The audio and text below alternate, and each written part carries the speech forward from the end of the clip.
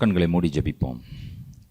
இரக்கத்தில் ஐஸ்வர்யமுள்ள எங்கள் அன்பின் ஆண்டவரே, இந்த ஆசீர்வதிக்கப்பட்ட மாலை பொழுதற்காக நாங்கள் நன்றி சொல்லுகிறோம்.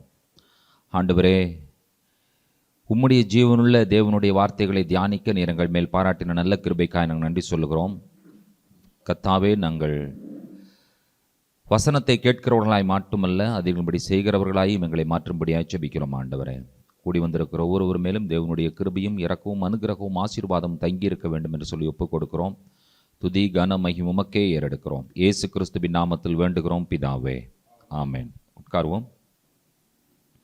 ஆண்டவராய் இயேசு கிறிஸ்துவின் நாமத்தில் உங்கள் அனைவருக்கும் எங்களுடைய அன்பின் வாழ்த்துக்களை மகிழ்ச்சியோடு தெரிவித்துக் கொள்ளுகிறோம்.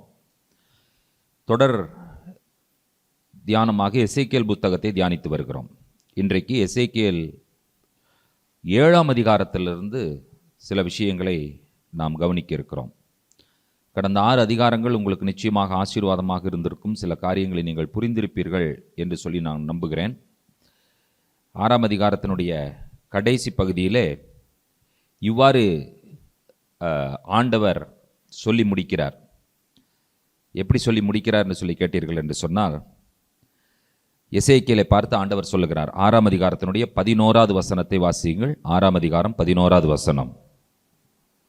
கர்த்தராகிய ஆண்டவர் சொல்லுகிறது என்னவென்றால், நீ உன் கையில் அடித்து உன் காலால் தட்டி இஸ்ரவேல் வம்சத்தாருடைய சகல பொல்லாத அருவருப்புகளின் நிமித்தமும் ஐயோ என்று சொல். அவர்கள் பட்டயத்தாலும் பஞ்சத்தாலும் கொள்ளை நோயாலும் விழுவார்கள்.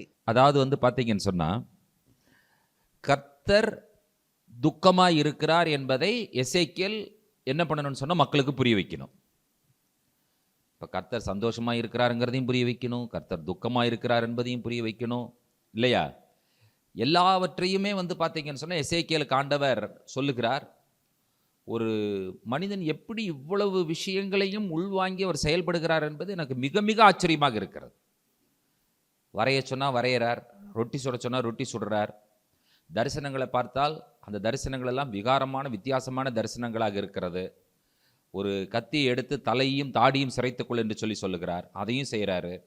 அப்புறம் அதை எடுத்து அந்த சிரைத்த முடியை எடுத்து நிறுத்துக்கொள் என்று சொல்லுகிறார், எடை போடுங்கிறாரு. எடை போட்ட முடியை 3 பங்காக பிரியுங்கிறாரு. அதற்கப்புறம் என்ன சொல்கிறார், அதில் கொஞ்சம் எடுத்து உன்னுடைய வஸ்திரத்தில் முடிந்து வைத்துக் கொள்ளுங்கிறார். சில அந்த வஸ்திரத்தில் முடிஞ்சு வச்சதில் எடுத்து கொஞ்சம் அக்னியில் போடு என்று சொல்லுகிறார். எவ்வளோ வேலை தான் செய்கிறார் பாருங்க அவர். இப்போ என்ன சொல்கிறாரு சொன்னால், கையும் காலையும் போட்டு தட்டி அடித்து உதச்சு என்ன பண்ணு, ஒரு கூப்பாடு போடு அப்படிங்கிறாரு.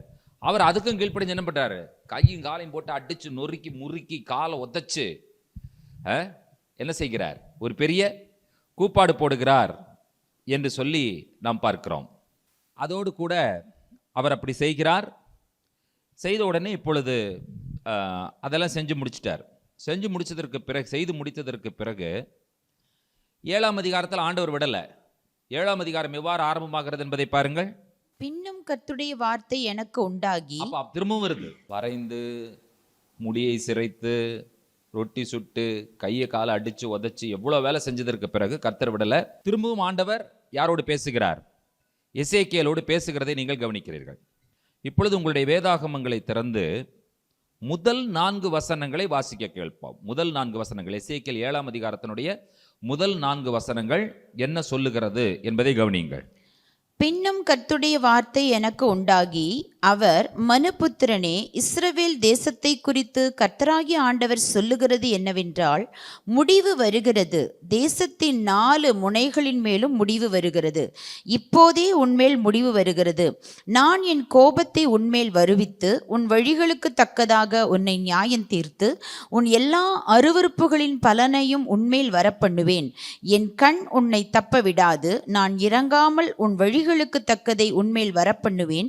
உன் அருவருப்புகளுக்கு தக்கது உன் நடுவில் வந்திருக்கும். அப்பொழுது நான் கர்த்தர் என்று அறிந்து கொள்வீர்கள். இதுல பார்த்தீங்கன்னு சொன்னா முக்கியமான ஒரு வார்த்தை என்னன்னு கேட்டீங்கன்னா, 2வது வசனத்துல 2 முறை வருகிற ஒரு வார்த்தை என்னது, முடிவு வருகிறது. 3வது வசனத்துல என்ன சொல்லப்பட்டிருக்கிறது, திரும்பவுமாக முடிவு வருகிறது. கரெக்டா? இப்போ கர்த்தர் என்ன சொல்லுகிறார் என்று சொன்னால், முடிவு வருகிறது. அப்படின்னா 7ஆம் அதிகாரம் என்ன சொல்லுகிறது என்று சொன்னால், ஒரு அவசரமான ஒரு டிக்ளரேஷனோட தொடங்குகிறது. Urgent declaration, the end is going to come. The end is going to come. எங்கிருந்து வருகிறது என்று சொல்லி கேட்டீர்கள் என்று சொன்னால், முடிவு நம் தேசத்தினுடைய 4 மூலைகளிலிருந்தும் முடிவு வந்து விட்டது. ஸோ இதை நீங்கள் எப்படி பார்க்கக்கூடாது என்று சொன்னால், ஏதோ ஒரு அரசியல் வீழ்ச்சி. It is not a political fall, political collapse, but தலைமுறைகளினுடைய காலகட்டத்தினுடைய அந்த கலகத்தினுடைய உச்சகட்டம். நீங்கள் எல்லாம் தலைமுறையாக கலகம் பண்ணினீர்கள். அந்த கலகத்தினுடைய உச்சம் என்ன என்று சொல்லி கேட்டீர்கள் என்று சொன்னால், இப்போ முடிவு வருகிறது. தம்முடைய கோபம் ஊற்றப்படுகிறது என்பதை தேவன் அறிவிக்கிறதை நீங்கள் காண்கிறீர்கள். கர்த்தர் சொல்லுகிறார் 4வது வசனத்திலே, என் கண் உன்னை தப்ப விடாது. My I will not spare. உன்னால் என்ன செய்ய முடியாதுன்னு சொன்னால், என்னுடைய கண்களுக்கு நீ தப்ப முடியாது என்று சொல்லி ஆண்டவர் திரும்ப திரும்ப சொல்லுகிறதை நீங்கள் இந்த அதிகாரத்தில் நீங்கள் கவனிக்கலாம். என் கண் உன்னை தப்ப விடாது. 9வது வசனத்தில் முதல் வார்த்தை எப்படி என்ன வருகிறது என்பதை பாருங்கள். என் கண் உன்னை தப்ப விடாது. என் கண் உன்னை தப்ப விடாது. இப்போ நீங்க என்ன பண்ணணும்னு சொல்லி கேட்டீங்கன்னு சொன்னா, இதெல்லாம் எங்கெல்லாம் என் கண் உன்னை தப்ப விடாது என்பதை நீங்கள் குறிக்க வேண்டியவர்களாய் நீங்கள் காணப்படுகிறீர்கள். ஓகே, ஸோ இதில் என்ன நாம் புரிகிறோம் என்று சொன்னால், உடன்படிக்கையை மீறுகிறதனுடைய தீவிரம் எப்படி இருக்கும் என்பதை இந்த 4 வசனங்கள் நமக்கு வலியுறுத்துகிறதை நீங்கள் கவனிக்கிறீர்கள். 5வது வசனத்திலிருந்து 9வது வசனம் வரை இப்பொழுது வாசிக்க கேட்கலாம். அப்பொழுது நீங்கள் என்ன புரிந்து கொள்வீர்கள் என்பதை நீங்கள் கவனியுங்கள். 5 முதல் 9 வசனங்கள், எசேக்கியேல் 7ஆம் அதிகாரம். கர்த்தராகிய ஆண்டவர் சொல்லுகிறது என்னவென்றால், தீங்கு வருகிறது, இதோ ஏகமான தீங்கு வருகிறது, முடிவு வருகிறது, முடிவு வருகிறது, அது உன்மேல் நோக்கமாயிருக்கிறது, இதோ வருகிறது. தேசத்தில் குடியிருக்கிறவனே, அந்நாளின் விடியற்காலம் வருகிறது, காலம் வருகிறது, அமளியின் நாள் சமீபத்திருக்கிறது. மலைகளில் சந்தோஷம் சத்தம் இல்லை. இப்பொழுது விரைவில் என் உக்கிரத்தை உன்மேல் ஊற்றி என் கோபத்தை உன்னில் தீர்த்து கொண்டு உன்னை என் வழிகளுக்கு தக்கதாக நியாயம் தீர்த்து உன் எல்லா அருவருப்புகளின் பலனையும் உன்மேல் வரப்பண்ணுவேன். என் கண் உன்னை தப்பவிடாது. நான் இறங்காமல் உன் வழிகளுக்கு தக்கதை உன்மேல் வரப்பண்ணுவேன். உன் அருவருப்புகளுக்கு தக்கது உன் நடுவில் வந்திருக்கும். அப்பொழுது அடிக்கிறவராகிய நான் கர்த்தர் என்று அறிந்து கொள்வீர்கள். இப்போ ஆண்டவர் சொல்ற விஷயம் என்னன்னு கேட்டீங்கன்னா, இதெல்லாம் ஏன் அனுப்புகிறேன் என்கிறதற்கு ஆண்டவர் ஒரு தீர்க்கமான ஒரு கன்க்ளூஷன் கொடுக்கிறார். நான் கர்த்தர் என்பதை நீங்கள் அறிந்து கொள்ள வேண்டும் என்பதற்காகத்தான் இவைகளெல்லாம் உங்கள் மேல் வருகிறது. ஸோ ஒரு பெரிய நியாய தீர்ப்பு வந்து கொண்டிருக்கிறது என்பதை கர்த்தர் அறிவிக்கிறார். இன்றைக்கு மக்கள் நியாய தீர்ப்பு என்கிறதான விஷயத்தை மக்கள் புரிந்து கொள்வதும் இல்லை, மக்கள் அதை பொருட்படுத்துவதும் கிடையாது. மக்கள் அதை பற்றி ஒரு கவலையே இல்லாமல் இருக்கிறார்கள். அடுத்து என்ன சொல்றாங்கன்னா, நமக்கெல்லாம் எதுவுமே நியாய தீர்ப்பே கிடையாது என்பதை இன்றைக்கு சொல்லிக் கொண்டிருக்கிறார்கள். நீங்கள் யாராவது அப்படி தவறாக புரிஞ்சிருக்கீங்களா? நமக்கெல்லாம் இனிமேல் நியாய தீர்ப்பே இல்லை என்று சொல்லி. அப்படி கிடையவே கிடையாது, இல்லையா? நல்ல வேளை நீங்கள் யாருமே தவறாக புரியலை. அதற்காக நான் ஆண்டவருக்குள்ளாக உங்கள் அனைவருக்கும் நன்றி சொல்லுகிறேன், ஆண்டவருக்கு நன்றி சொல்லுகிறேன். ஏனென்று சொன்னால் இன்றைக்கி மக்களுக்கு அப்படி தான் போதிக்கப்படுகிறது. நமக்கெல்லாம் என்ன இல்லை? நியாய தீர்ப்பே இல்லை. அப்போ நியாய தீர்ப்பே இல்லைன்னா அப்படி எப்படிங்க நமக்கு ஏதாவது ஒரு தீர்ப்பு சொல்லணும்ல? இந்த நியாய தீர்ப்புனா நம்ம என்ன மக்கள் நினச்சிட்டு இருக்கிறாங்கன்னா, நியாய தீர்ப்புனா அந்த நியாய தீர்ப்பில் எல்லாம் நரகத்துக்கு தான் போவாங்கன்னு நினச்சிட்டு இருக்கிறாங்க. அப்படி கிடையாது. அந்த தீர்ப்பே என்ன தீர்ப்பு? நியாயமான தீர்ப்பு. அப்போ நமக்கு ஒரு தீர்ப்பு சொல்லப்படும். தீர்ப்பு சொல்லப்படும் பொழுது நமக்கு இருக்கிற மகிழ்ச்சி என்னவென்று சொன்னால், கிறிஸ்துவின் ரத்தத்தினால் நான் மீட்கப்பட்டிருக்கிறேன், ஆகியனாலே தீர்ப்பு என்மேல் நியாயமாய் வரும் பொழுது, நியாயத்தின்படி நான் என்மேல தீர்ப்பு சொல்லப்படும் பொழுது, அந்த தீர்ப்பு என்னை என்ன செய்யும் என்று சொன்னால், மகிழ்ச்சியாக நான் பரலோகத்திற்கு கொண்டு போய் சேர்க்கும். நீ பரலோகத்திற்கு தகுதியானவன் என்று சொல்லுகிறதும் தீர்ப்பு தான். கரெக்டா? இவங்க தீர்ப்புன்னு என்ன நினைச்சிட்டு இருக்காங்க? எல்லாம் நரகத்துக்கு போவாங்க, அப்படிதான் தீர்ப்பு வரும் அப்படின்னு நினைக்கிறாங்க. கிடையவே கிடையாது. தீர்ப்பில் 2 விஷயம் இருக்கு. நீ விடுதலையாக்கப்பட்டாய், இல்லாவிட்டால் நீ குற்றவாளியானாய் என்கிற 2 தீர்ப்பு இருக்கு. நமக்கெல்லாம் என்ன தீர்ப்பு வரப்போகிறது என்று சொல்லி கேட்டீர்கள் என்று சொன்னால், கிறிஸ்துவின் ரத்தத்தினால மீட்டெடுக்கப்பட்டவர்களாகி நாம் கிறிஸ்துவுக்குள்ளான ஒரு வாழ்க்கை, சரியான வாழ்க்கை வாழும் பொழுது நம்மை நோக்கி வரக்கூடிய தீர்ப்பு, நீ பரலோகத்திற்கு தகுதியானவன் என்கிற தீர்ப்பு நம்மை நோக்கி வரும் என்கிற ஒரு பெரிய நம்பிக்கையில் நாம் உட்கார்ந்து கொண்டிருக்கிறோம். கரெக்ட் தானே? ஆமாம். அந்த நம்பிக்கையை நம்ம என்ன செய்யக்கூடாது? விட்டுறக்கூடாது. அதே நம்பிக்கையில் நாம் வாழ வேண்டும். ஸோ இந்த இஸ்ரவேல் மக்கள் மேலே எசேக்கியேல் வைத்து கர்த்தர் சொல்லுகிற விஷயம் என்னவென்று சொன்னால், எத்தனையோ ஆண்டுகளாக உனக்கு தீர்க்கதரிசிகளை எல்லாம் அனுப்பினேன், நீ என்ன செய்து விட்டாய்? எல்லாவற்றையும் நிராகரித்து விட்டாய். மக்கள் என்ன செய்யணும்னு சொன்னா கர்த்தருடைய வார்த்தையை கேட்கணும், கர்த்தருடைய வார்த்தைக்கு கீழ்ப்படியணும். இன்னைக்கு கொஞ்சம் கீழ்ப்படுகிறோம், ஓகே, கொஞ்சம் ஏதாவது காரியங்களை நம்ம தவறிட்டோம். ஆனால் ஆண்டவர் மன்னிக்கிற தேவன் இல்லையான்னு கேட்டால் ஆண்டவர் மன்னிக்கிற தேவன். அதற்காகத்தான் ஆண்டவர் நாட்களை கூட்டி கொடுத்திருக்கிறார். ஆண்டவர் நேரத்தையும் காலத்தையும் கொடுத்து கொண்டிருக்கிறார். உள்ளுக்குள்ளே நமக்கு என்ன இருதயம் இருக்கணும்னு கேட்டிங்கன்னா, அந்த மனஸ்தாபப்படுகிற ஒரு இருதயம் இருக்கணும்.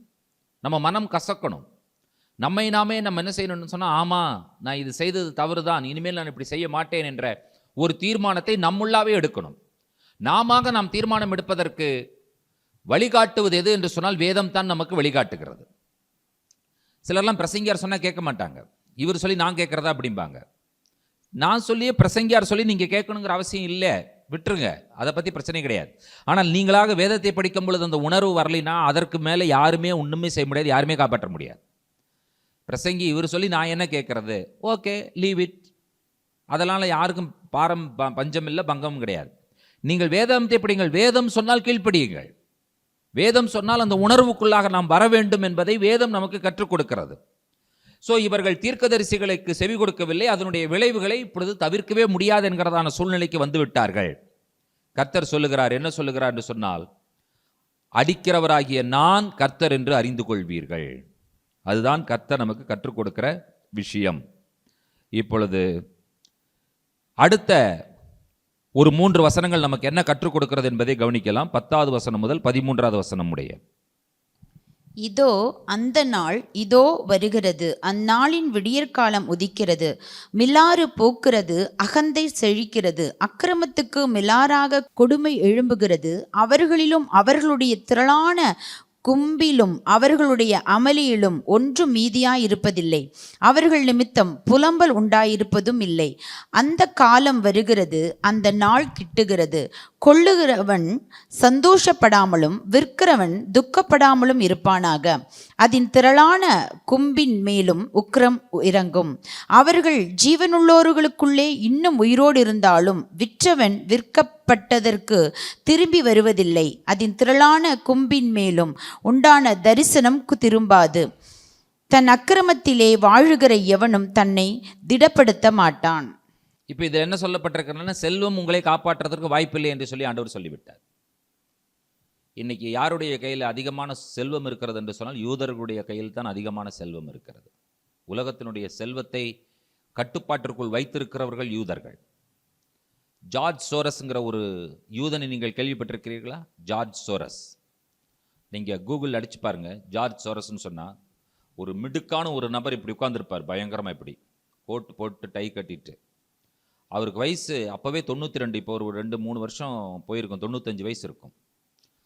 அவர் ஒரே நாளில் யூகேயில் இருக்கிற த பேங்க் ஆஃப் இங்கிலாண்டை ஒரே நாளில் டவுன் பண்ணிட்டார், பேக்கவே க்ளோஸ் பண்ணிட்டார். அவர் நினச்சார்னா எப்போ வேணாலும் எந்த பேங்க் வேணாலும் க்ளோஸ் பண்ணிடுவார். அந்த அளவிற்கு அவருக்கு என்ன இருக்குன்னா செல்வாக்கு இருக்குது. அந்த ஸ்டாக் மார்க்கெட்டெல்லாம் டவுன் பண்ணி ஒன்றும் இல்லாமல் பண்ணி க்ளோஸ் பண்ணிடுவார். அவர் ஏராளமான சொத்துக்களை வைத்திருக்கிறார். அவர் ஒரு யூதர். இன்றைக்கு அமெரிக்காவினுடைய செல்வம் யாருடைய கட்டுப்பாட்டில் இருக்கிறது என்று சொன்னால் யூதர்களுடைய கட்டுப்பாட்டில் இருக்கிறது. அமெரிக்க ஜனாதிபதி யாருடைய கட்டுப்பாட்டில் இருக்கிறார்? யூதர்களுடைய கட்டுப்பாட்டில் இருக்கிறார். ஏன் அமெரிக்கா இந்த அளவிற்கு இஸ்ரேலுக்காக வாதாடுகிறது, போராடுகிறது என்று சொன்னால், அமெரிக்கா என்பது ஒரு இன்னொரு இஸ்ரேல் என்பதை நீங்கள் மறந்துவிடக்கூடாது. அப்படிப்பட்ட செல்வத்தோடு இருக்கிற இந்த யூதர்களை பார்த்து கர்த்தர் சொல்லுகிறார், செல்வம் என்ன செய்யாது, உன்னை காப்பாற்றாது. இஸ்ரவேலினுடைய யூதர்களுடைய பொருளாதாரம் வீழ்ச்சி அடைகிறது.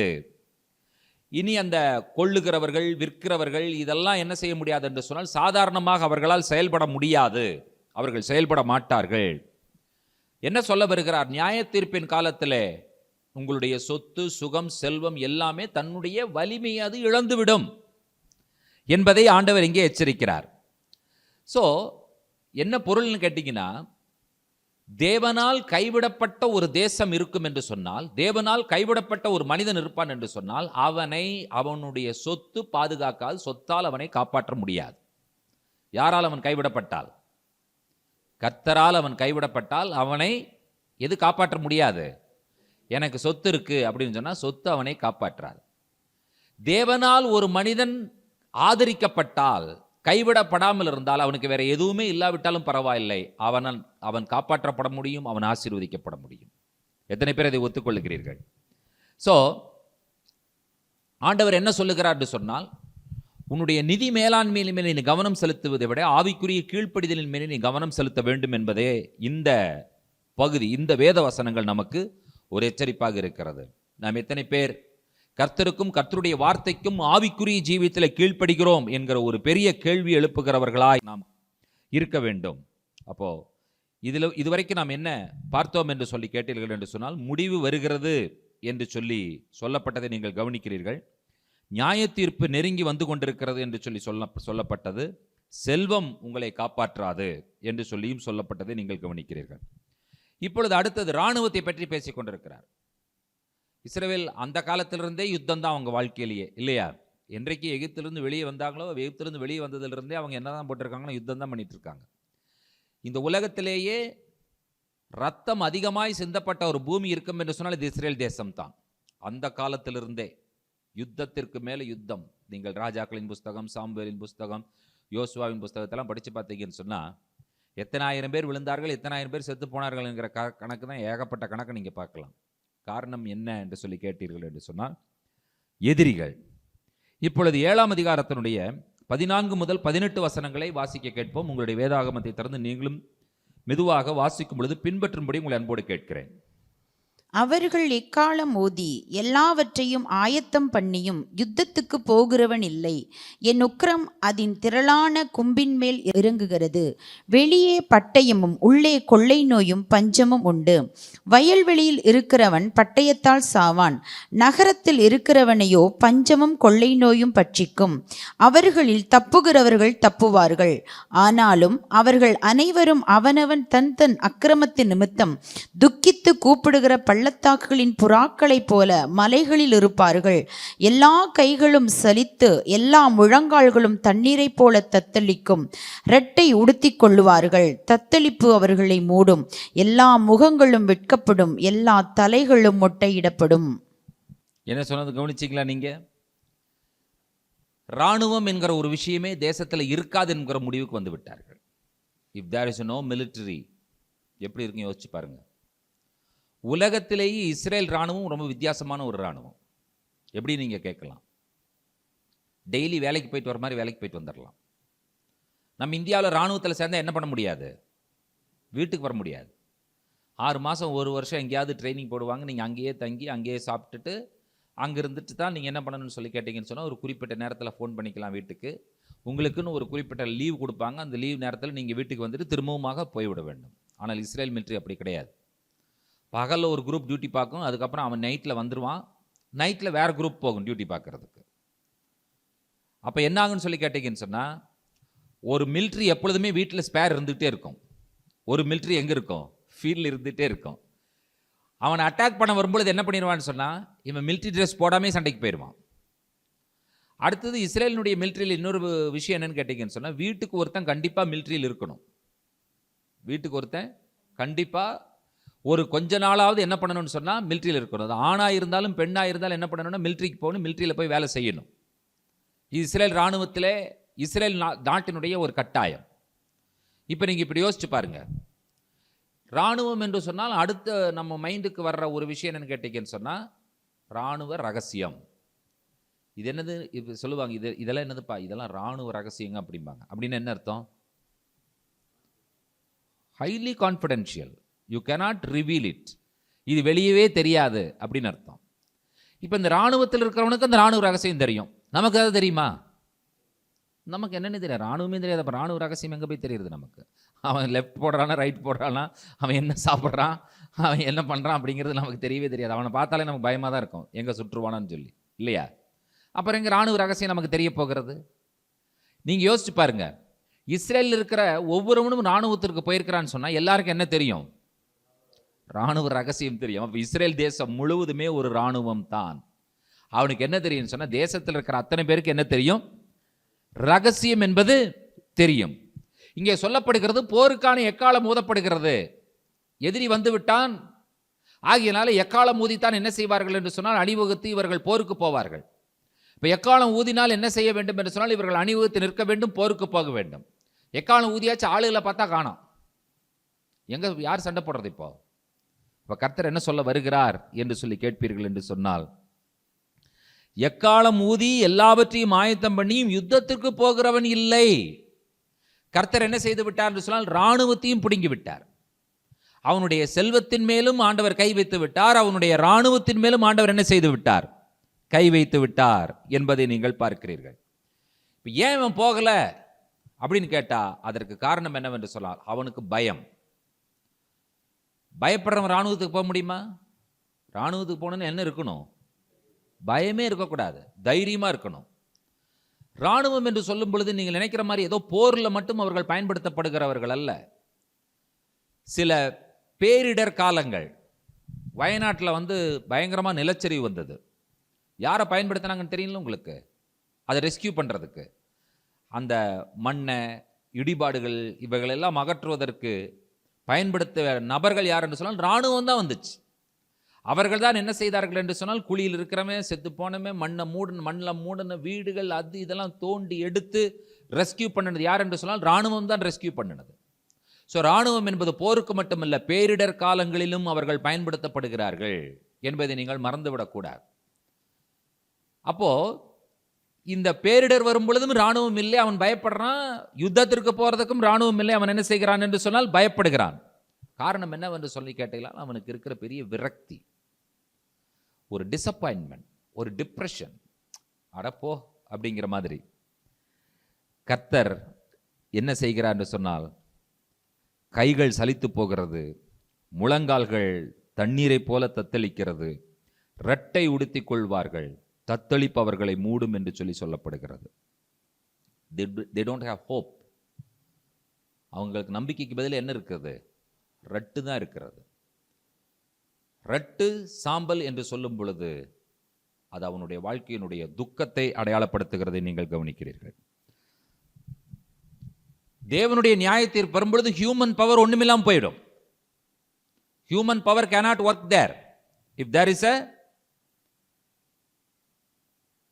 தேவனுடைய நியாயத்தீர்ப்பு, ஜட்ஜ்மெண்ட் என்று வரும் பொழுது, இப்ப எதெல்லாம் முடிஞ்சதுன்னாரு, முடிவு வந்து விட்டது, நியாயத்தீர்ப்பு நெருங்கி விட்டது, செல்வம் ஒன்றும் செய்ய முடியாது, இராணுவம் என்ன செய்ய முடியாது, ஒன்றும் செய்ய முடியாது என்பது சொல்லியாச்சு. இப்ப அடுத்தது 7ஆம் அதிகாரத்தினுடைய 19 முதல் 22 வசனங்களை வாசியுங்கள். அங்கே என்ன சொல்லப்பட்டிருக்கிறது என்பதை கவனியுங்கள். தங்கள் வெள்ளியை தெருக்களில் எரிந்து விடுவார்கள், அவர்களுடைய பொன் வேண்டா வெறுப்பாயிருக்கும். கர்த்தருடைய சினத்தின் நாளிலே அவர்கள் வெள்ளியும் அவர்கள் பொன்னும் அவர்களை விடுவிக்க மாட்டாது. அவர்கள் அதனால் தங்கள் ஆத்துமாக்களை திருப்தியாக்குவதும் இல்லை, தங்கள் வயிறுகளை நிரப்புவதும் இல்லை. அவர்கள் அக்கிரமமே அவர்களுக்கு இடரலாயிருந்தது. அவருடைய சிங்காரத்தின் மகிமையை அகந்தைக்கென்று வைத்து அதிலே அருவருக்கப்படத்தக்கதும் சீ என்று இகழப்படத்தக்கதுமான காரியங்களின் விக்கிரகங்களை உண்டு பண்ணினார்கள். ஆகையால் நான் அவைகளை அவர்களுக்கு வேண்டா வெறுப்பாக்கி அதை அந்நியர் கையிலே கொள்ளையாகவும் பூமியில் துஷ்டர்களுக்கு சூறையாகவும் கொடுப்பேன். அவர்கள் அதை பரிசுத்த குலைச்சலாக்குவார்கள். என் முகத்தை அவர்களை விட்டு திருப்புவேன், அதனால் என் அந்தரங்க ஸ்தலத்தை பரிசுத்த குலைச்சலாக்குவார்கள். பரிகாரர் அதற்குள் பிரவேசித்து அதை பரிசுத்த குலைச்சலாக்குவார்கள். இப்ப என்ன சொல்லப்பட்டிருக்கிறதுன்னு சொல்லி கேட்டீங்கன்னு சொன்னா, தங்கம் வெள்ளி இதெல்லாம் என்ன செஞ்சிருவாங்கன்னா தூக்கி தெருவில் எறிஞ்சிருவாங்க. காரணம் என்னன்னு சொன்னா, அதெல்லாம் அவங்களை காப்பாற்றுறதுக்கு வாய்ப்பு இல்லை, காப்பாற்றலை. 1 கிலோ தங்கம் இருக்கு, சாப்பிட்றதுக்கு எதுவுமே இல்லைன்னு என்ன பண்றது சொல்லுங்க? இப்போ முற்றுகை போட்டாச்சு, எருசலேமுக்குள்ள மக்கள் இருந்து கொண்டிருக்கிறார்கள். கிடைக்கிறத கிடைச்சி சாப்பிட்டு இருக்கிறான். பல தானியங்களை தொலைச்சு ரொட்டி சாப்பிட்டான், பழம் சாப்பிட்டான், எல்லாமே சாப்பிட்டான். இப்போ ஒருத்தன் வர்றான், என்ன சொல்லிட்டு வர்றான்னு சொன்னா, தம்பி எனக்கு உங்ககிட்ட 1 கிலோ தங்கம் இருக்கு, ஒரு வாழைப்பழம் கொடுப்பியான்னு கேட்குறான். 1 கிலோ தங்கம் இருக்கு, ஒரு வாழைப்பழம் கொடுப்பியா அப்படின்னு கேட்டா அவன் சொன்னாலும் கொடுக்க முடியாதுங்கிறான். எதுக்கு? 1 கிலோ தங்கத்திற்கு ஒரு வாழைப்பழம் கேட்டால் கொடுக்க மாட்டேங்கிறான். நம்ம கொடுப்போமா? ஒரு வாழைப்பழம் என்னப்பா, வாழை தோப்பையே கொடுக்குறேன்ருவோம். வாழை தோப்பையை கூட்டிகிட்டு போய் கொடுக்குறப்பா அப்படின்னு சொல்லி வாழை தோப்பையை கொடுத்துருவோம். ஆனால் இந்த நெருக்கடியான காலத்தை பாருங்கள், அவங்ககிட்ட 1 கிலோ தங்கம் இருக்குது, ஒருத்தன் ஒரே ஒரு வாழைப்பழத்தை வச்சு நிற்கிறான். அவங்ககிட்ட போய் கெஞ்சுறான், இந்த 1 கிலோ தங்கத்தை வச்சுக்கோ, அந்த ஒரு வாழைப்பழத்தை எனக்கு கொடுங்குறான். அவன் கொடுக்க முடியாதுன்னு சொன்னே அவனுக்கு புரிஞ்சு போச்சு, இந்த தங்கத்தினால் எந்த பிரயோஜனம் இல்லை. கதவை திறந்து ரோட்டில் தூக்கி விசிறி அடிச்சிட்டான். தங்கத்தையும் வெள்ளியும் என்ன பண்ணிட்டான்? ரோட்டில் தூக்கி விசிறி அடிச்சிட்டான். அப்போ நெருக்கடியான காலம், நியாயத்தீர்ப்பின் காலம் வரும் பொழுது என்ன நடக்கும் என்று சொல்லி பார்த்தீர்கள் என்று சொன்னால், தங்கமும் வெள்ளியும் என்ன செய்யாது? காப்பாற்றாது. ஸோ லிட்டரலாக சொல்லணும் என்ன சொன்னால், கோல்ட் அண்ட் சில்வர் ஃபெயில் ஆயிடுச்சுன்னு அர்த்தம். In front of god gold and silver failed. அதை ஒத்துக்கிறீங்களா? நீங்கள் ஒத்துக்கிறீங்களா? ஒத்துக்கலையா? ஸோ தங்கத்தினாலும் வெள்ளியினாலும் எதை என்ன செய்ய முடியாது என்று சொன்னால், நமக்கு வயிற்று பசி போர்க்க முடியாது. நமக்கு இன்னும் கொஞ்சம் நேரம் ஆனால் டின்னர் வேணும் இல்லையா? நான் கோல்டு வச்சிருக்கிறேன் அதனால் நான் சாப்பிடாம படுத்துக்கிறேன் அப்படின்னு சொன்னால் முடியுமா? கை நிறைய வளையல் போட்டுக்கிறேன் ஆனால் என்ன வேண்டாம், எனக்கு சாப்பாடு வேண்டாம். யார்கிட்ட சொல்லி பாருங்க பார்க்கலாம். சரி ஒத்துக்குவாங்களா? அவங்க கழட்டி கொடுத்துருவாங்க. நீ இதை நீயே வச்சுக்கமா, எனக்கு என்ன கொடு, ஒரு ரோஸ்ட் 2 இட்லி கொடு, முடிஞ்சால் கடைசியில் ஒரு காப்பியும் கொடு, நான் வேணா குடிச்சிட்டு படுத்துக்கிறேன். இல்லை இல்லை, கை நிறைய தங்க வளையல் உனக்கு இருக்குது, அதை நீ வச்சுக்கோ. ஓகேவா? அது சொல்லுங்க பார்க்கலாம். ஒன்றை நீங்கள் புரிந்து கொள்ளுங்கள். Creation, invention, discoveries. இப்போ நீங்கள் உங்கள் கையில் வச்சிருக்கிற பொருள்லாம் வந்து பார்த்தீங்கன்னு சொன்னால் ரொம்ப விலையேற பெற்ற பொருட்களை நீங்கள் கையில் வைத்திருக்கிறீர்கள். ஒரு செல்ஃபோனை கேட்டால் 50,000ங்கிறோம் இல்லையா? ஒரு வாகனத்தை கேட்டால் 3 லட்சம் 4 லட்சம் 5 லட்சம் அப்படிங்கிறோம். எதை எடுங்க, மனிதன் கண்டுபிடித்த பொருட்கள் எல்லாத்துக்குமே விலை ஜாஸ்தி. நான் ஒன்று சொல்கிறேன் கவனிங்க. மனிதன் கண்டுபிடித்த பொருட்கள் இல்லாமல் இந்த உலகத்தில் உயிர் வாழ்ந்து விடலாம். தேவனால் சிருஷ்டிக்கப்பட்ட பொருள் இல்லாமல் இந்த மனிதனால் உலகத்தில் உயிர் வாழ முடியாது. கிரியேஷனுக்கு இருக்கிற வேல்யூ என்ன, இன்வென்ஷனுக்கு இருக்கிற வேல்யூ என்னன்னு கேட்டிங்கன்னு சொன்னால், நம்ம ஏதாவது ஒரு 25 கிலோ அரிசி என்னைக்காவது வாங்கிட்டு அதில் ஒரு கிலோ எடுத்து கொண்டு வந்து ஊழியக்காட்ட கொடுத்து, கர்த்தர் எனக்கு இந்த மாதம் 25 கிலோ அரிசி கொடுத்துருக்காரு, இதை ஜெபம் பண்ணி கொடுங்க, நம்ம எங்கேயாவது கொடுத்துருக்கோமா? ஆனால் ஒரு செல்ஃபோன் வாங்கினா என்ன பண்ணுறோம்? ஒரு கார் வாங்கினா மாலையோடு கொண்டு வந்து நிறுத்திட்டு, பாஸ்டர் இதுக்காக ஜெபம் பண்ணி விடுங்க அப்படின்னு நம்ம கேட்குறோம். சொல்கிறோமா? சொல்கிறது இல்லையா? ஆனால் இதுக்கு அதுக்கு ஈடாகுமானா இதுக்கு அதுக்கு ஈடாகாது, இணையாகாது. கர்த்தர் ஒருவர் இருக்கிறார், கிரியை செய்கிறார் என்பதற்கு ஒரு ஆதாரத்தை சொல்கிறேன் கவனிங்க. நீங்கள் ஒரு படி அரிசி எடுக்கிறீங்க, 1 கிலோ அரிசி எடுக்கிறீங்க. ஒரு படியில் 1 கிலோ அரிசி எடுத்துட்டு அதை சமைக்கிறீங்க. நீங்கள் சமைச்சு முடிச்சதுக்கப்புறம் நீங்கள் முயற்சி பண்ணி பாருங்க. ஒரு முயற்சி தான், வேற ஒன்றுமே செய்ய சொல்லலை. அந்த சமைச்சு முடிச்சதுக்கப்புறம் அந்த சாப்பாட்டை அந்த 1 கிலோ படியில் நீங்கள் ட்ரை பண்ணி ஃபில் பண்ண பாருங்க. முடியுமா? முடியாது. அந்த பெருக்கத்திற்கு யார் காரணம் இன்னைக்கு வரைக்கும் நீங்கள் யோசிச்சிருக்கீங்களா? அந்த பெருக்கத்திற்கு பின்னால யார் இருக்கிறா? ஆண்டவர் தான் இருக்கிறார். ஒரு செல்போனுடைய விலை 50,000 ரூபாய். நம்ம அதுக்காக ஜெபம் பண்றோம், நீங்க கொடுத்துட்டீங்க ஆண்டவரே அப்படின்னு சொல்லி. ஆனா ஆண்டவருடைய கிரியேஷன் 1 கிலோ அரிசி 50 ரூபாய். நம்ம அதை மதிக்கிறதே கிடையாது. ஆண்டவர் இப்படி மைண்டை மாத்திடுறாருன்னு வச்சுக்கோங்க. 1 கிலோ அரிசி 50,000 ரூபாய் கொடுக்குறப்பா, ஒரு செல்போன் 50 ரூபாய் கொடுக்குற மாற்றி வச்சுக்கோங்கிறாரு. நல்லா இருக்கும்ல? ஒரு செல்போன் 50 ரூபாய். எத்தனை பேர் ஹாப்பி? சொல்லுங்க. எல்லாரும் ஹாப்பி தான். ஆனா ஆண்டவர் இப்படி டர்ன் பண்ணிட்டாரு. 1 கிலோ அரிசி 50,000 ரூபாய் மாத்திட்டாரு. எவ்வளவு மகிழ்ச்சியா இருக்குது இல்லை? இப்போ எத்தனை செல்போன் வாங்கலாம்ப்பா நானா? டே அப்பா, விதவிதமா வகை வகையா வாங்கலாம். 3 கேமரா 4 கேமரா, அந்த பிக்சல் இந்த pixel, front camera back camera, இத்தனை ஜிபி அத்தனை GB, 128 GB, 256 GB, 1 TB. Photo எடுத்துட்டே இருக்கலாங்க பிரதர். இதுல எவ்வளவு செல்போன்? 50 ரூபாய். 50 ரூபாய் தானா? சரி, எனக்கு ஒரு 10 செல்போன் கொடுங்க. கழுத்தில் 2, தலையில் 2, பாக்கெட்டில் 2 எல்லாம் வச்சுக்கலாம். 10 செல்போன் வாங்கியாச்சு. அரிசி கடைக்கு போனால் அரிசி கொடுங்க 1 கிலோ, 50,000 ரூபாய் கொடுன்னு கேட்குறான். வாழ முடியுமா? யோசித்து பாருங்கள். என்றைக்கு நம்ம கிரியேஷனை மதிச்சிருக்கிறோம்? ஆண்டவருக்கு என்னைக்கு நம்ம நன்றி சொல்லியிருக்கிறோம்? செல்போனுக்காக சொன்ன நன்றியில் இதுவரைக்கும், காருக்காகவும் கண்டுபிடித்ததற்காகவும் சொன்ன நன்றிக்காக இதுவரைக்கும், கர்த்தர் உண்டாக்கின பொருட்களுக்காக என்றைக்காவது ஒரு 1000 ஸ்தோத்திர பலி நம்ம செலுத்தியிருக்கோமா? யோசிச்சு பாருங்க பார்க்கலாம். ஒரு நன்றிகளை நம்ம சொல்லியிருக்கிறோமா? யோசித்து பாருங்கள் பார்க்கலாம்.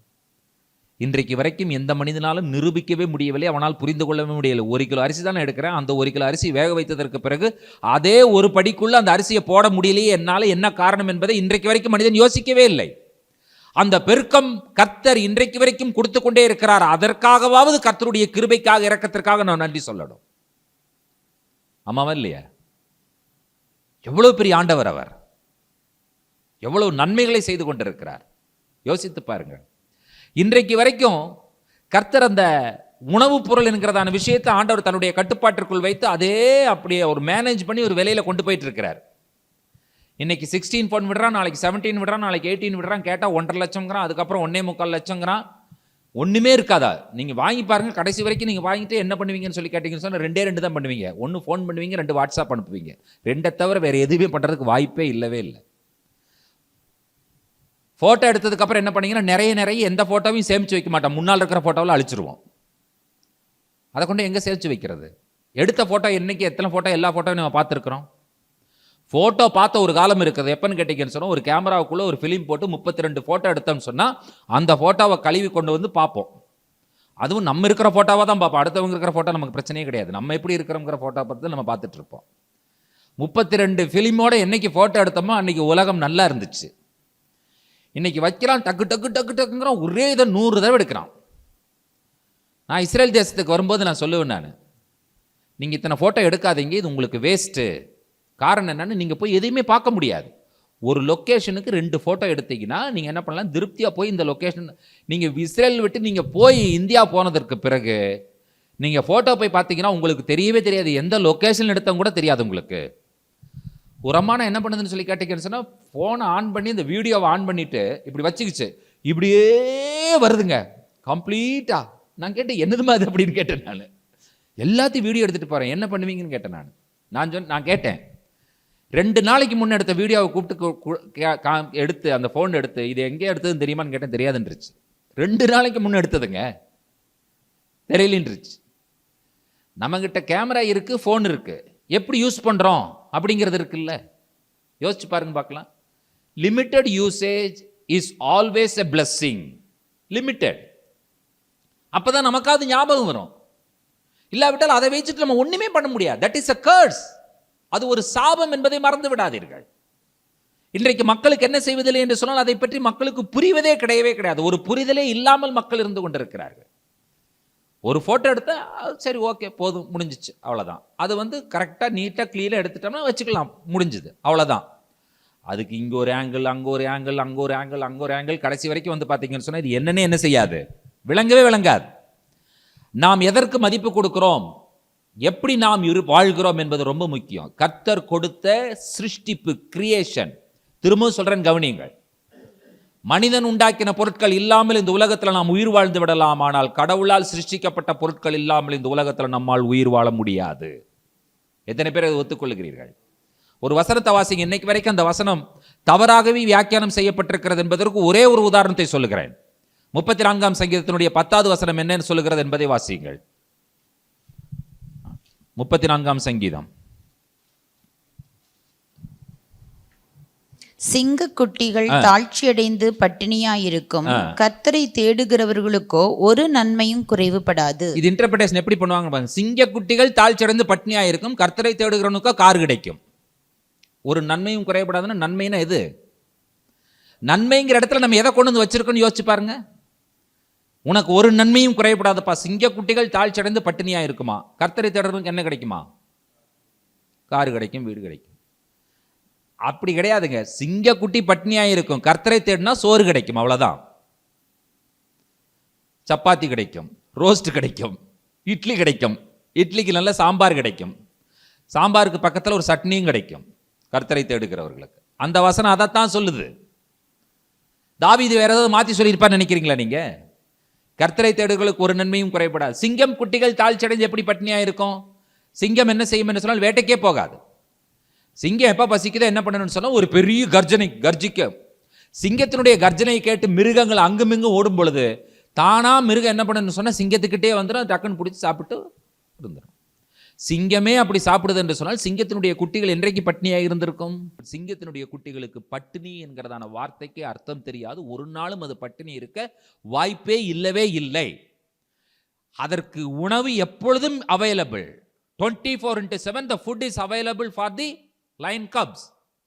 ஆனா தாவீது என்ன சொல்கிறான்னு சொன்னா, அந்த சிங்கக்குட்டியே பட்டினியா இருந்தாலும் கர்த்தரை தேடுகிற உனக்கு எனக்கு என்ன கிடைக்கும்?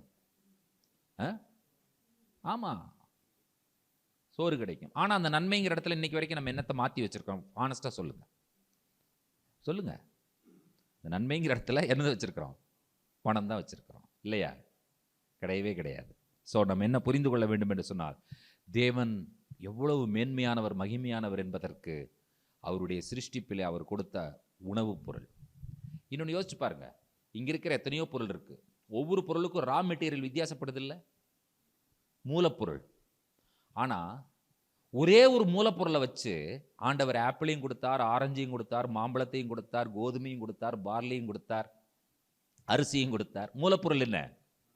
மண்ணு மட்டும்தான். என்னங்க, ஒரே மண்ணிலிருந்து ஒரு மாம்பழம் வருது, டேஸ்ட் வேற, தர்பூசணியும் வருது பக்கத்திலேயே. இதுக்கு என்ன போச்சு, அதுக்கு என்ன போச்சு தெரியவே தெரியாது. நம்ம ஊத்துறது தண்ணி மட்டும்தான். இதுக்கும் தண்ணி அதுக்கும் தண்ணீர் தான் நம்ம ஊற்றுறோம். ஆனா இதை யார் உருவாக்கினது? இது யாருக்கு டேஸ்ட் கொடுத்தது? மாம்பழத்தினுடைய டேஸ்ட் நீங்க தர்பூசணியில பார்க்க முடியுமா? தர்பூசணியுடைய டேஸ்ட் நீங்க மாதுளம்பழத்தில் பார்க்க முடியுமா? மாதுளம்பழத்தினுடைய டேஸ்ட் நீங்க கோதுமையில கண்டுபிடிக்க முடியுமா? ஒரே ஒரு மூலப்பொருள் இந்த உலகத்திலே மண் என்கிறதான ஒன்றை வைத்தே கர்த்தர் இத்தனை காரியங்களையும் சிருஷ்டித்திருக்கிறார் என்று சொன்னார். நான் உங்களை பார்த்து கேட்கிறேன், இதற்கு மேல் என்ன தேவை கர்த்தரை ஆராதிப்பதற்கு, கர்த்தருக்கு துதி சொல்லுவதற்கு, கர்த்தருக்கு ஸ்தோத்திரத்தை சொல்லுவதற்கு? தேவனே, சர்வ சிருஷ்டியிலும் நீர் மேலானவர், நீரே எல்லாவற்றையும் சிருஷ்டித்தவர் என்று சொல்லி கைகளை உயர்த்தி அவர் ஆராதிப்பதற்கு இதற்கு மேல் வேறு என்ன சான்று வேண்டும், என்ன ஆதாரம் வேண்டும் என்பதை திருச்சபையை பார்த்து நான் கேட்கிறேன்.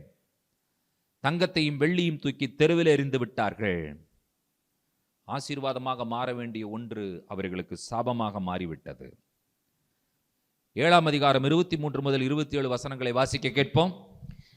ஒரு சங்கிலியை பண்ணிவை, தேசம் நியாயத்தீர்ப்புக்குள்ளான இரத்த பழிகளால் நிறைந்திருக்கிறது, நகரம் கொடுமையால் நிறைந்திருக்கிறது. ஆகையால் புறஜாதிகளின் துஷ்டர்களை வரப்பண்ணுவேன், அவர்கள் இவர்களுடைய வீடுகளை சுதந்தரித்துக் கொள்வார்கள். பலவான்களின் பெருமையை ஒழிய பண்ணுவேன், அவர்கள் பரிசுத்த ஸ்தலங்கள் பரிசுத்த குலைச்சலாகும். சங்காரம் வருகிறது, அப்பொழுது சமாதானத்தை தேடுவார்கள், ஆனாலும் அது கிடையாது. விக்கினத்தின் மேல் விக்கினம் வரும், துர்ச்செய்தியின் மேல் துர்ச்செய்தி பிறக்கும். அப்பொழுது தீர்க்கதரிசியினிடத்திலே தரிசனத்தை தேடுவார்கள், ஆனாலும் ஆசாரியனிடத்திலே வேதமும் மூப்பரிடத்திலே ஆலோசனையும் இல்லாமல் ஒழிந்து போகும். ராஜா துக்கித்துக் கொண்டிருப்பான், பிரபுவை திகில் மூடிக்கொண்டிருக்கும். தேசத்து ஜனங்களின் கைகள் தளர்ந்து போகும். நான் அவர்கள் வழிகளின்படியே அவர்களுக்கு செய்து அவர்கள் நியாயங்களின்படியே அவர்களை நியாயம் தீர்ப்பேன். அப்பொழுது நான் கர்த்தர் என்று அறிந்து கொள்வார்கள் என்றார். ஆண்டவர் உணவுப் பொருள் மேலே கை வைக்கிறார், தங்கத்தின் வெள்ளி மேலே கை வைக்கிறார், அதற்கப்புறம் இராணுவத்தின் மேலே ஆண்டவர் கை வைக்கிறார். இப்படி ஒவ்வொன்று மேலும் நியாய தீர்ப்பு வரும் பொழுது கடைசியில் ஆண்டவருடைய நியாய தீர்ப்பு யார் மேலே வருகிறது என்று சொன்னால் தலைமைத்துவத்தின் மேல் வருகிறது. தலைவர்கள் இல்லாமல் போய்விடுவார்கள். அரசன் இல்லை, அரசனை பின்தொடர்ந்து வருகிற இளவரசனும் இல்லை, தீர்க்கதரிசிகள் இல்லை, தேவனுடைய வார்த்தையை சொல்லுவதற்கு ஆசாரியர்களால் போதிக்க இயலவில்லை, மூப்பர்களிடத்தில் ஞானம் இல்லை, ஆலோசனை இல்லை. என்ன நடைபெறுகிறது என்று சொன்னால், ஒரு தலைமைத்துவம் வீழ்ச்சி அடையும் பொழுது மக்களை வழிநடத்துவதற்கு அங்கே ஆட்கள் இல்லாமல் போய்விடுவார்கள். மக்கள் வழிநடத்தப்படவில்லை என்று சொன்னால் அவ்வளவுதான், அந்த தேசம் முடிந்துவிடும் என்பது பொருள். வசனம் சொல்லுகிறது, தீர்க்கதரிசனிடத்தில் தரிசனத்தை தேடுவார்கள், ஆசாரியனிடத்தில் வேதமும் மூப்பரிடத்தில் ஆலோசனையும் இராமல் ஒழிந்து போகும் என்று சொல்லி ஆண்டவர் சொல்லுகிறதை நீங்கள் கவனிக்கிறீர்கள். இந்த அதிகாரம் முடியும் பொழுது நான் கர்த்தர் என்று அறிந்து கொள்வார்கள் என்று சொல்லி இந்த அதிகாரம் முடிகிறதை நீங்கள் கவனிக்கிறீர்கள். இராணுவம் முடிஞ்சிருச்சு, தங்கமும் வெள்ளியும் முடிஞ்சிருச்சு, செல்வம் முடிஞ்சிருச்சு, தலைமைத்துவம் முடிவுக்கு வந்து விட்டது. கர்த்தர் எல்லாவற்றின் மேலும் நியாய தீர்ப்பை அனுப்புகிறார். உணவுப் பொருள் அதன் மேலும் ஆண்டவர் நியாய தீர்ப்பை அனுப்புகிறார். இப்போ இந்த தேசம் என்ன பண்ணுன்னு யோசிச்சு பாருங்க, பார்க்கலாம். மக்கள் என்ன செய்வார்கள்? அப்போ கர்த்தர் என்ன சொல்லுகிறார் என்று சொன்னால், இதையெல்லாம் நான் செய்கிறதுக்கு என்ன காரணம் என்னவென்று சொன்னால், நான் தான் கர்த்தர் என்பதை அவர்கள் அறிந்து கொள்ள வேண்டும் என்பதை ஆண்டவர் அங்கே வலியுறுத்துகிறதை நீங்கள் கவனிக்கிறீர்கள். எசேக்கியேல் 6ஆம் அதிகாரம் 7ஆம் அதிகாரத்தினுடைய காரியங்களில் என்ன சொல்லப்பட்டிருக்கிறது என்பதை கவனிப்பீர்கள் என்று சொன்னால், ஒரு மனிதனுடைய விசுவாசம் வீழ்ச்சி அடைவதற்கு அவனுடைய வாழ்க்கையில் காணப்படுகிறதான பாவம், விக்கிரகாராதனை என்பதுதான் காரணம் என்று சொல்லுகிறார். இஸ்ரவேலினுடைய பிரச்சனைக்கு காரணம் ஏதாவது ஒரு அரசியலோ அல்லது சமூகமோ அல்லது சமுதாயமோ அல்ல. அவர்கள் கர்த்தரை விட்டு பின்வாங்கி போனதுதான் காரணம். அவர்கள் விக்கிரகாராதனை செய்தார்கள். ஆகையினாலே அது காலப்போக்கில் அவர்களுக்கு என்ன தேடித்தந்தது என்று சொன்னால், ஒரு பெரிய சீரழிவை தேடித்தந்தது என்று சொல்லி நீங்கள் பார்க்கிறீர்கள். கர்த்தர் உடனே நியாயத்தீர்ப்பு அனுப்ப மாட்டார். கர்த்தர் எப்பொழுதுமே எச்சரிப்பார். பலவிதமான பலமான எச்சரிப்புகளுக்கு பின்புதான் ஆண்டவர் எதை அனுப்புகிறார்? நியாயத்தீர்ப்பை அனுப்புகிறார். திரும்ப திரும்ப திரும்ப திரும்ப கர்த்தர் தீர்க்கதரிசிகளை அனுப்பிக்கொண்டே இருந்தார், சொல்லிக்கொண்டே இருந்தார்கள். ஆனால் அவர்கள் என்ன செய்யவில்லை? கேட்கவில்லை, கீழ்ப்படியவில்லை என்பதை நீங்கள் கவனிக்கிறீர்கள். ஆனால் எல்லா சூழ்நிலையிலும் கர்த்தர் ஒரு விஷயத்தை எப்பொழுதுமே செய்ய தவறுவதில்லை. அது என்னவென்று கேட்டீர்கள் என்று சொன்னால், மீதியானவர்களை ஆண்டவர் காப்பாற்ற தவறுவதே கிடையாது. ஒரு கூட்டம் எப்பொழுதுமே எந்த சூழ்நிலையிலும் காப்பாற்றப்பட்டு கொண்டே இருக்கிறது கர்த்தரால். கர்த்தர் ஒரு கூட்டத்தை அப்படியே வச்சிருக்கிறார். அவர்கள் யார் என்று சொன்னால், பொய் வழிபாட்டிற்கு, விக்கிரக ஆராதனைக்கு, பாவத்திற்கு இணங்காதவர்கள். அவர்களைத்தான் கர்த்தர் காப்பாற்ற முடியும். எப்பவுமே நீங்க பாருங்க, நல்லது செய்கிறவன், நன்மை செய்கிறவன், பொய் பேசாதவன், திருடாதவன், கோபப்படாதவன், எரிச்சல் அடையாதவன், மற்றவர்களை பற்றி புறங்கூறாதவன், இப்படியெல்லாம் பார்த்தீங்கன்னு சொன்னா 100க்கு எத்தனை பேர் இருப்பாங்கன்னு நினைக்கிறீங்க நீங்க? 10 பேர், தசம பாகம் தான் இல்லையா? அவ்வளோதான், அதுக்கு மேலே இல்லை அப்படிங்கிற மாதிரி கணக்கிலே வந்துருச்சு. இதெல்லாம் இல்லாதவன் ஒரு கொஞ்சம் பேர் தான் இருப்பான். ஒரு அரசு அலுவலகத்தை எடுத்துக்கொள்ளுங்கள். லஞ்சம் வாங்காதால் எத்தனை பேர் இருப்பான்ங்கிறீங்க? 1 2 ஏதாவது கிளீன் ஹேண்ட். அவன் எதுவுமே வாங்க மாட்டான்.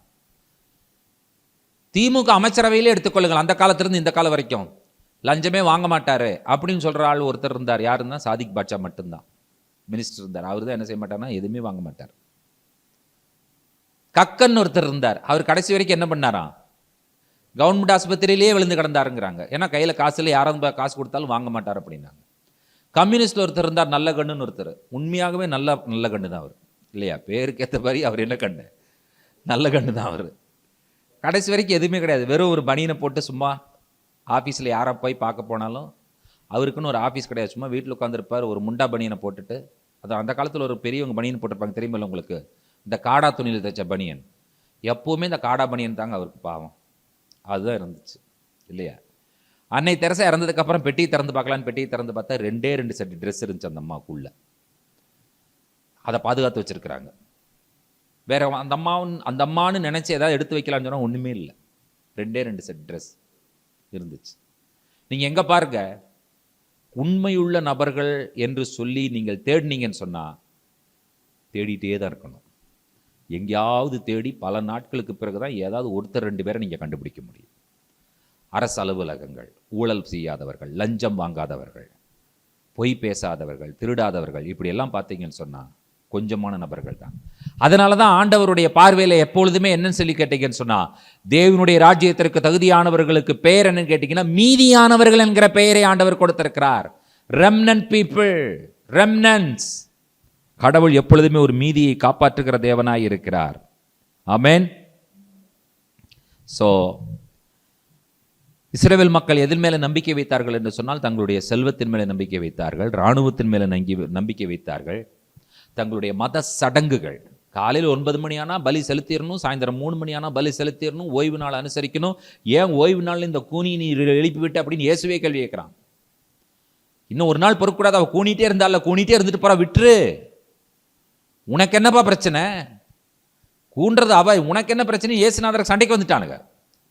ஏப்பா சண்டைக்கு வரேன்னு கேட்டா, ஓய்வு நாள் எப்படி ரெடி பண்ணலாம் அப்படின்னு கேட்குறாங்க. உனக்கு ஓய்வு நாள் பெருசா, கூணிட்டு இருக்கிற இவ பிரச்சனை பெருசா அப்படின்னு கேட்குறாங்க.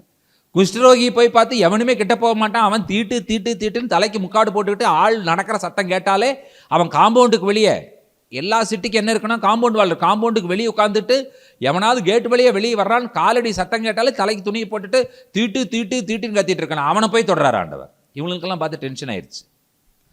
தொட்டதுக்கப்புறம் என்ன ஆயிடுச்சுன்னு கேட்டீங்க, வேற கேள்வியே கேட்க முடியல. காரணம் என்ன கேட்டீங்கன்னா, அவனே சுகமாயிட்டான். நீ போய் குஷ்டரோகி எப்படி தொட்டேன்னு எப்படி கேள்வி கேட்கறது? நான் இந்த குஷ்டரோகி தொட்டேன்னு கேட்பார் இவர்.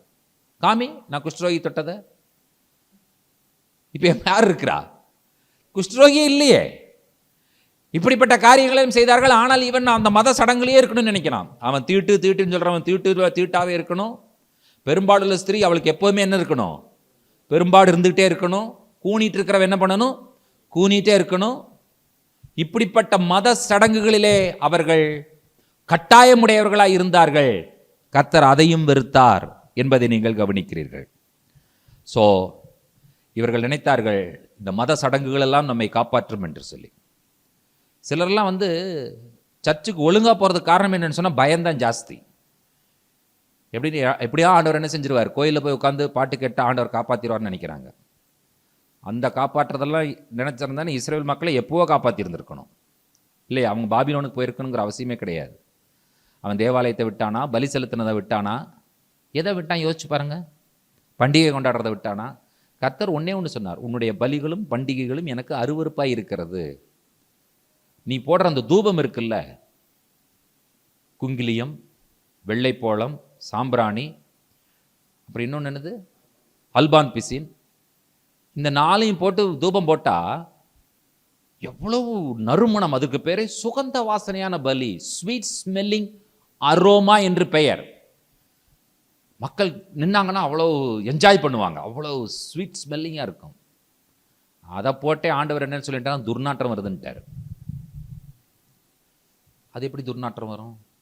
ஆண்டவர் என்ன சொல்றாரு சொன்னா, இதிலிருந்து வர்ற மனம் இல்லப்பா, உன்னுடைய வாழ்க்கையிலிருந்து வர்ற மனத்தை தான் நான் விரும்புகிறேன்ட்டார். துர்நாற்றம் எங்கிருந்து வருது? உன்னிடத்திலிருந்து வருகிறது என்று சொல்லுகிறார். கிறிஸ்துவை பற்றிய காரியங்களை நாம் பார்க்கலாம். என்ன சொல்லப்பட்டிருக்கிறது என்று சொல்லி, விக்கிரகாராதனையினுடைய தீவிரம் எப்படிப்பட்ட விளைவுகளை கொண்டு வரும் என்று சொல்லப்பட்டிருக்கிறது. இஸ்ரவேலினுடைய ராஜாக்கள், ராஜ்யங்கள் தோல்வியடைந்த இடத்துல ஒரே ஒரு ராஜா வெற்றியுள்ள ராஜாவாக வெளிப்படுகிறார். அவரே கிறிஸ்து ராஜா. ஒரு ஆமென் சொல்லுவோமா? நாம் எதிர்கொள்ள வேண்டிய நியாய தீர்ப்பை கிறிஸ்து சிலுவையில் எதிர்கொண்டார். அந்த நியாய தீர்ப்பை அவர் சுமந்தார். நமக்கு ஆண்டவர் என்ன செய்கிறார் என்று சொன்னால், ஒரு புதிய உடன்படிக்கை ஆண்டவர் நமக்கு கொடுத்து நம்மை ஒரு மீதியான கூட்டத்திற்குள் ஆண்டவர் கொண்டு வந்து சேர்க்கிறார். இப்போ நம்ம செய்ய வேண்டியது என்னன்னு கேட்டிங்கன்னு சொன்னால், ஒன்று தான் செய்யணும். ஆண்டவரே, உம்முடைய உடன்படிக்கையை மீறினேன், நான் மீறின இந்த உடன்படிக்கைக்கான நியாய தீர்ப்பை நீங்கள் சிலுவையில் சுமந்துட்டீங்க அப்படிங்கிறத சொல்லணும். அப்போ தான் அது சிலுவையில் சுமக்கப்படும். நம்ம மீறினோம் என்பதை ஒத்துக்கொள்ள வேண்டும். கர்த்தர் நம்மிடத்தில் என்ன எதிர்பார்க்கிறார்னு சொன்னால், கர்த்தரை ஆராதிக்கிற அந்த ஆராதனையில் வேதம் சொல்லுகிறது, பரிசுத்த அலங்காரத்துடனே கர்த்தரை தொழுது கொள்ளுங்கள். worship the Lord in the beauty of holiness. கலாச்சார சீரழிவுகள், அதாவது நம்முடைய பக்திக்கு எதிரான கலாச்சாரம் இருக்கும் என்று சொன்னால் அதை நாம் அனுமதிக்கக்கூடாது. நியாய தீர்ப்பு வருவதற்கு முன்பாகவே மக்களுக்கு சில விஷயங்களை சொல்லி நாம் எச்சரிக்க வேண்டியவர்களாக இருக்கிறோம். விசுவாசிகளுக்கு நாம் என்ன சொல்ல வேண்டும் என்று சொன்னால், பவர், அத்தாரிட்டி, வெல்த், இதன் மேலே நம்ம என்ன செய்யக்கூடாது என்று சொன்னால், நம்முடைய நம்பிக்கையை வைக்கக்கூடாது. ஸோ நாம் மனம் திரும்புதலுக்கு நடக்க வேண்டியவர்களாய் காணப்படுகிறோம். எசேக்கியேல் 6ஆம் அதிகாரம் 7ஆம் அதிகாரம் நமக்கு என்ன சொல்லுகிறது என்று சொல்லி கேட்டீர்கள் என்று சொன்னால், தேவன் மீட்கிறார், தேவன் நம்மை எச்சரிக்கிறார், தேவன் நம்மை வழிநடத்துகிறார் என்று சொல்லப்படுகிறது. இறுதியாக சில இதுவரை இருந்த படங்களை நீங்கள் பாருங்கள். எப்படியெல்லாம் எசேக்கியேலை ஆண்டவர் ஊழியத்தில் பயன்படுத்தினார்ங்கிற படங்கள் தெரிகிறதா உங்களுக்கு? 4 விதமான படங்களை ஆண்டவர் காண்பித்தார். எசேக்கியேல் கேபார் நதி அண்டையிலே உட்கார வைத்தார் ஆண்டவர் எசேக்கியேலை. அந்த தரிசனத்தில் என்ன என்பதை ஆண்டவர் மற்றவர்களுக்கு புரிய வைத்தார். ஒரு சுருளை கொடுத்து அந்த சுருளிலே புலம்பல்களும் ஐயோ என்கிற காரியங்களும் தவிப்பும் எழுதப்பட்டிருந்தது. இதை சாப்பிடு என்று சொன்னார். அதை சாப்பிட்ட பொழுது அது தேனை போல் இருந்தது என்று எசேக்கியேல் சொல்லுவதற்கு காரணம் என்னவென்று சொன்னால், எப்படிப்பட்ட புலம்பல்களையும் கர்த்தரால் இனிமையாக மாற்ற முடியும் என்பதை எசேக்கியேல் அறிவுறுத்தினார். அந்த சுருள் ஒரு செங்கலை எடுத்து எருசலேமை வரை, அதை முற்றுகை போடு, அந்த செங்கலுக்கும் உனக்கும் நடுவாக ஒரு இருப்பு சட்டியை வை என்று சொல்லி ஆண்டவர் சொன்னார். அதையும் எசேக்கியேல் என்ன செய்தார்? ஒரு செங்கலை எடுத்து வரைந்தார். பலவிதமான தானியங்களை எடுத்து என்ன சுடு? ரொட்டியை சுடு என்று சொன்னார். அதையும் சுட்டார். நான் எருசலேம் என்னும் அப்பத்தின் ஆதரவுகோலை முறிப்பேன் என்று சொல்லி ஆண்டவர் சொன்னார். அடுத்தது எசேக்கியேலை ஆண்டவர் என்ன செய்ய சொன்னார்? ஒரு சவரகன் கத்தி எடுத்து தலையும் தாடியும் சிரைத்துக்கொள். ஒரு ஆசாரியனுடைய தலையும் தாடியும் சிரைக்கப்படும் பொழுது அவன் தாழ்மைப்படுத்தப்படுகிறான். அவனில் இருக்கிற காரியங்கள் வெறுமையாக்கப்படுகிறது. இது இஸ்ரவேலுக்கு ஒரு பாடமாக நீ கற்றுக்கொடு என்று சொல்லி அவனே ஆண்டவர் இஸ்ரவேலுக்கு பாடமாக ஆண்டவர் மாற்றுகிறார். சிரைத்து விட்டதற்கு பிறகு அந்த முடியை நீ தூக்கி எறிந்து விடாத, அந்த முடியை எடுத்து நிறுத்து, 3 பங்காக பிரித்துக்கொள். 3 விதமான அழிவிலே மக்கள் இருக்கிறார்கள். ஒன்று எருசலேமிற்குள்ளாக, அடுத்தது நாடு கடத்தப்படுவது, அடுத்தது எருசலேமிற்கு வெளியே, நாடு கடத்தப்பட்டதற்கு வெளியே என்று சொல்லி ஆண்டவர் சொல்லுகிறார். அதிலே கொஞ்சம் முடியை எடுத்து என்ன செய்? உன்னுடைய வஸ்திரத்தில் முடிந்து வைத்துக்கொள். முடிந்து வைத்த முடியிலிருந்து கொஞ்சம் எடுத்து எதில் போடு? அக்கினியில போடு என்று சொல்லி ஆண்டவர் சொல்லுகிறார். அடுத்தது எசேக்கியேலை பார்த்து சொல்லுகிறார், எசேக்கியேலே, நீ இப்பொழுது இருக்கிறது பாபிலோன், கிழக்கே இருக்கிறாய். நீ என்ன பண்ணு? மேற்கு புறமாக திரும்பு, எருசலேமின் மலைகளுக்கு நேராக நீ திரும்பி எருசலேமின் மலைகளுக்கு விரோதமாக தீர்க்க தரிசனம் சொல்லுங்கிறார். மலை என்னப்பா பண்ணுச்சு தீர்க்க தரிசனம் சொல்றதுக்குன்னு கேட்டா, மலையில ஒன்றும் கிடையாது, மலை மேலே இவன் பண்ணின விக்கிரகாராதனைக்கு விரோதமாக தீர்க்க தரிசனம் சொல்லு என்று சொல்லி ஆண்டவர் சொல்லுகிறார். கடைசியாக நாம் பார்த்தோம், எசேக்கியேலை சொல்லுகிறார், கையும் காலையும் போட்டு அடிச்சு உதைச்சு ஐயோன்னு கத்தி, நான் எவ்வளவு வேதனையோடு இருக்கிறேன், துக்கத்தோடு இருக்கிறேன் என்பதை நீ ஜனங்களுக்கு வெளிப்படுத்து என்று சொல்லி ஆண்டவர் சொன்னதை நீங்கள் கவனிக்கிறீர்கள். பிரியமான தேவனுடைய பிள்ளைகளே, ஒரு விஷயம் நமக்கு புரியணும். என்னில் இருக்கிற பலம் என்னை காப்பாற்றாது, எனக்கு அதிகாரங்கள் இருந்தாலும் என்னை காப்பாற்றாது, எங்கிட்ட இருக்கிற சொத்தும் சுகமும் செல்வமும் தங்கமும் வெள்ளியும் என்னை காப்பாற்றாது. கர்த்தருடைய நியாய தீர்ப்பு வரும் என்று சொன்னால் இந்த உலகத்தில் வேதத்தை சொல்லுவதற்கே ஆட்கள் இல்லாமல் போய்விடுவார்கள். வேதத்தை நம்மால் கேட்கவே முடியாமல் போய்விடும். இதெல்லாம் வருவதற்கு முன்பாக நாம் செய்ய வேண்டிய காரியம், ஆண்டவரே, என் மேல் வருகிற எல்லா விஷயத்திலும் நான் தவறு செய்து விட்டேன், இதை நீங்கள் ஏற்றுக்கொள்ளுங்க, உங்கள் சிலுவையில் நீங்கள் சுமந்துருங்க, என்னை உம்முடைய ராஜ்யத்தின் மகளாக மாற்றி மீதியானவர்கள் கூட்டத்தில் என்னை சேர்த்து கொள்ளுங்கன்னு சொல்லி ஆண்டவர்கிட்ட கேட்பீங்கன்னு சொன்னால், மீதியானவர்கள் கூட்டத்தில் நீங்களும் நானும் சேருவோம் என்று சொன்னால், நீங்களும் நானும் பாக்கியவான்கள் என்கிற செய்தியோடு கூட நிறைவு செய்கிறேன்.